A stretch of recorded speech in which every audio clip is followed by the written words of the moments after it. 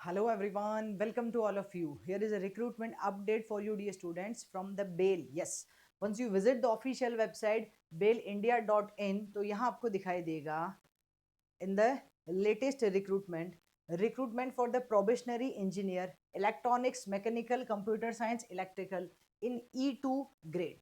यहाँ ऑप्शन आ रहा है click here to view the detail advertisement. ठीक है, कुछ सर्टिफिकेट्स का भी आ रहा है. Click here for the application, मतलब सारा का सारा डिटेल यहाँ मेंशन है. Once you will click here, ये डिटेल एडवर्टीजमेंट ओपन हो जाएगा और यहाँ आपको डिटेल दिखाई देगी. तो BEL stand for the Bharat Electronics Limited और वो रिक्रूट कर रहे हैं कहाँ पे? प्रोबेशनरी इंजीनियर्स के लिए. तो चलिए बात करते हैं. सबसे पहले BEL seeks applications from the professionals for the post of the mention post. क्या क्या है, किस किस डिपार्टमेंट में है, यहाँ देख लेते हैं. तो first of all pay scale emoluments and other financial benefits भी इन्होंने यही मेंशन किए हैं. This is probationary engineer electronics in E2 grade 175 vacancies है. Probationary engineer mechanical in E2 grade 109 vacancies. Probationary engineer computer science E2 grade 42 vacancies और in electrical 14 vacancies. तो overall ये number of vacancies according to the branch mention है. इन सभी में basic पे scale रहेगा 40,000 टू 1,40,000 और CTC रहने वाला है approximately 13 lakhs per annum. Age limit है 25 ईयर्स फॉर जनरल कैंडिडेट्स. अगर आप जनरल से हैं तो मैक्सिमम एज लिमिट 25 इन्होंने मेंशन की है. अलाउंस एंड बेनिफिट्स यस मिलेगा. In addition to the basic pay selected candidates will be entitled for the DA, HRA, convenience allowances, performance related पे, मेडिकल रिम्बर्समेंट, मतलब सारे अलाउंसेस आपको यहाँ अवेलेबल रहेंगे. ठीक है. When we are talking about details of the post and minimum eligibility criteria, तो यहाँ है प्रोबेशनरी इंजीनियर E2 175 वैकेंसीज. किसमें? इलेक्ट्रॉनिक्स में. तो BTech BSc engineering graduate electronics and communication, electronics and telecommunication में हो तो आप अप्लाई कर सकते हो. फिर सिमिलरली जब हम मैकेनिकल की बात करें तो ओनली BTech चाहिए मैकेनिकल इंजीनियरिंग में.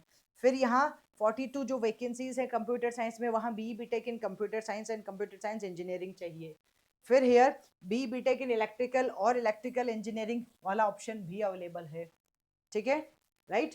And even when we are talking about here some post according to the reservation, you can see बेटा टोटल नंबर ऑफ वैकेंसीज 340 है. 139 अनरिजर्व, 34 EWS OBC 91, SC 51 और ST के लिए 25 वैकेंसीज है.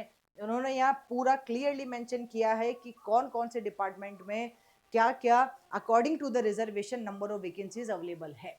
जब आप बात करते हैं एलिजिबिलिटी क्वालिफिकेशन की, तो क्योंकि काफ़ी बच्चों को लग रहा है कि मैम क्या सिर्फ BTech के बेसिस पे ही है या कोई और क्राइटेरिया भी है, तो यहाँ जब आप चेक करेंगे बेटा तो here it is mention for the probationary engineer post unreserved OBC NCL EWS candidate with first class, मतलब मिनिमम 60% मार्क्स चाहिए BTech BSc इंजीनियरिंग ग्रेजुएट में, जो कि आपका AICT अप्रूव्ड कॉलेज होना चाहिए. In electronics and communication, electronics and telecommunication, communication telecommunication, mechanical, computer science and engineering, computer science engineering, electrical and electronics discipline. तो यहाँ जो डिसिप्लिन मेंशन किए गए हैं इनमें से किसी में भी according to okay the requirement आप इसमें से किसी में भी फिल कर सकते हैं, लेकिन BTech फर्स्ट क्लास में होना चाहिए, ये मेंशन किया गया है. ठीक है.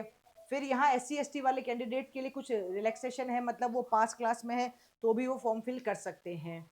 All right. Now here wherever the final marks in the qualifying degree have been awarded as the later grade, तो वहाँ आपके पास फाइनल मार्क्स होना चाहिए. अगर आप सपोज कोई स्टूडेंट फाइनल ईयर में है और वो अप्लाई करना चाहता है, लेकिन अगर at the date of okay the जो प्रोसीजर होगा आपका रिटर्न टेस्ट या जैसा भी प्रोसीजर है, उस दिन अगर आपके पास मार्क्स है, फाइनल ईयर के मार्क्स है या ओवरऑल आप क्वालिफाई हो, तो ही आप एलिजिबल रहोगे. ठीक है. यस, एज क्राइटेरिया मेंशन किया गया है maximum 25 years. For the reserve category के लिए यहाँ पे 5 to 3 ईयर का रिलैक्सेशन है, आप चेक कर सकते हैं according to the rule of government of India. ठीक है. When I am talking about here, यहाँ पे नंबर ऑफ पोस्ट हमने आपको पहले ही बता दिया. Place of posting can be anywhere, although उन्होंने मेंशन किया about posting are any of the units offices as the bell.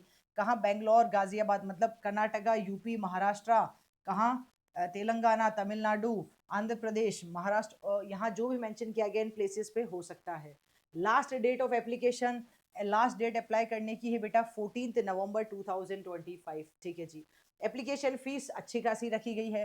Candidates belonging to the general EWS OBC category are requested to pay an application of 1000 plus GST, मतलब 1180 rupees आपकी application fees आपके लिए रखी गई है, ठीक है, right. If you are from, then here it is mentioned non-receipt of the application. Now here for SC, ST, PWBD, ESM category students are exempted from the payment of the application fees. उनको कुछ भी पे नहीं करना है, non refundable fees है। Now the very important thing ma'am, what is the selection procedure? Yes, यही सबसे इंपॉर्टेंट है। तो candidates who meet the qualifying criteria whose online application have been accepted will be provisionally shortlisted for the computer based test। मतलब without gate score card निकाला है, आप direct CBT में जाएंगे अगर आप उस क्राइटेरिया को फुलफिल करते हैं, मतलब 60% मार्क्स अगर आपके हैं, आपने फॉर्म फिल किया, and if they will shortlist your form, तो आप सीबीटी के लिए शॉर्टलिस्ट हो जाएंगे। यहाँ पे minimum qualifying marks is 35% for the general OBC EWS category, और रिजर्व कैटेगरीज के लिए 30% मार्क्स है सीबीटी और इंटरव्यू दोनों में सेपरेट।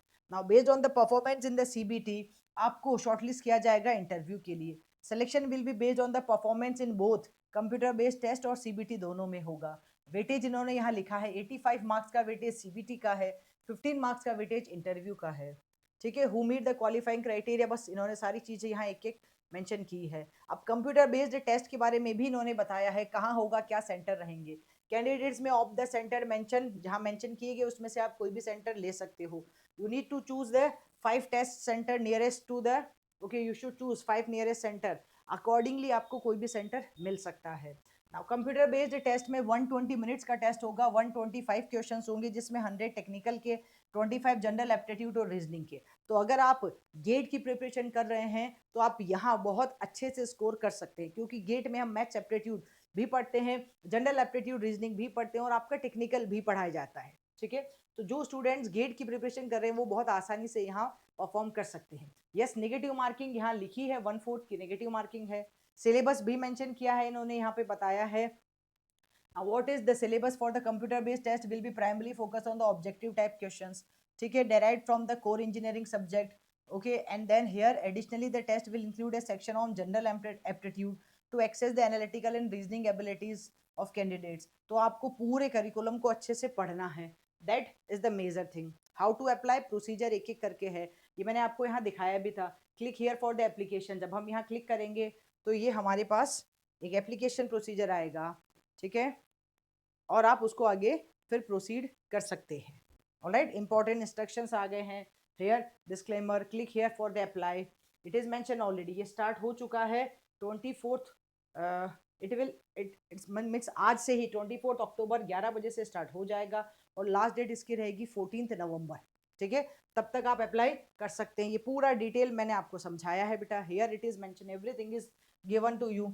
आप अच्छे से देख सकते हैं। फिर शॉर्ट लिस्टिंग का प्रोसीजर यही होगा कि मिनिमम 30%, अगर आप रिजर्वेशन से हैं, और अगर नहीं तो जनरल से 35% मार्क्स आने चाहिए। फिर आपका किस में रिटन टेस्ट में क्लियर होने के बाद इंटरव्यू में सिलेक्शन होगा, and then the final selection will be there. Some general conditions है, सर्विस एग्रीमेंट है, यस, यहाँ इसको अच्छे से पढ़ें। कुछ और क्लेरिफिकेशन इन्होंने दिए हैं, ठीक है। हाउ टू अप्लाई एक एक प्रोसीजर लिखा है। 24 अक्टूबर जो कि आज से 11 बजे से लेकर 14 नवंबर तक आप अप्लाई कर सकते हैं, फॉर्म फिल कर सकते हैं, फीस जमा करा सकते हैं। Alright, every procedure is here mention, although मैंने आपको ऑफिशियल वेबसाइट पे भी जाके दिखा दिया है, यही सारी चीजें यहाँ भी मेंशन की गई है। Now they mention here the centres, कहाँ कहाँ सेंटर होंगे, ये सारी सिटीज का नेम इन्होंने यहाँ मेंशन किया है। Please check it out, state and centre exam centre CBT के लिए कहाँ होंगे, ठीक है। यस, कुछ और क्वेश्चंस भी लिखे हैं कि अगर आप जनरल से हैं तो फीस पे करनी है, अगर आप किसी कैटेगरी से, तो कुछ एफएक्यूज भी इन्होंने यहाँ मेंशन किए हैं, ठीक है। एलाइड ब्रांचेस भी इन्होंने मेंशन की, तो आप इस पूरे पीडीएफ को अच्छे से पढ़ें, and then here according to this one आप अप्लाई कर सकते हैं। तो जैसे लिखा है ऑलरेडी रजिस्टर करना है, तो यहाँ रजिस्टर करो, अप्लाई करो, प्रोसीड करो। अभी ये स्टार्ट नहीं हुआ है, और जब ये स्टार्ट हो जाएगा 11 बजे से, तो आप यहाँ अप्लाई कर सकते हैं। Alright guys, so don't forget to subscribe our YouTube channel और इस वेबसाइट को ऑफिशियली विजिट किए करें, अच्छे से डिटेल नोटिफिकेशन पढ़ो और उसके बाद आप जा सकते हैं। If you are targeting a 26 और 27, you can visit our website study5plus.com also, जहां आपको मैथ्स एंड एप्टीट्यूड से रिलेटेड हर एक चीज मिलने वाली है। And if you are from the EC, then आपको यहाँ ईसी के लिए भी डेडिकेटेड कोर्स फॉर 26 एंड 27 मिलेगा। तो I will suggest to visit the website and then explore our courses. Thank you guys.